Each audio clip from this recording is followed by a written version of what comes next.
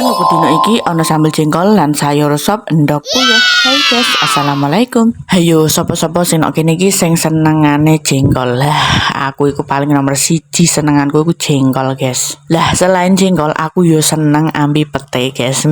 Pokoke aku pecinta pete ambi jengkol, guys. Tapi nek kene iki aku ape nyambel jengkol karo ngesop endhog puyuh yo, guys. Ora tak campur pete. Lah, biasane jengkole iku tak deploki terus dino iki ku ape tak iris-iris wae guys. Terus iki endhog puyuhe mek entuk 10 iji regane 5.000. Lanjut nek kene iki aku ape gawe bumbune iki sambel jengkol yo biasa yo guys. Ana bawang, brambang, lombok, micin, uyah, moto terus diulek ngasih lembut bariku digusang gaseng nek wajan sing rang glowing. Lah mek bariku bumbune wis mateng lanjut iki dilebokno perjengkolane. Jengkole ora tak goreng dhisik yo guys. Langsung wae daripada kesuwen goreng terus sacet wae sing penting enak. Sambel jengkol wis mateng lanjut nek kene iki aku nggo serang gaseng ana bawang ana brambang terus tak gosang gaseng ngasih muateng terus bariku tak cemplungi ndog puyuh tak kei banyu yo guys.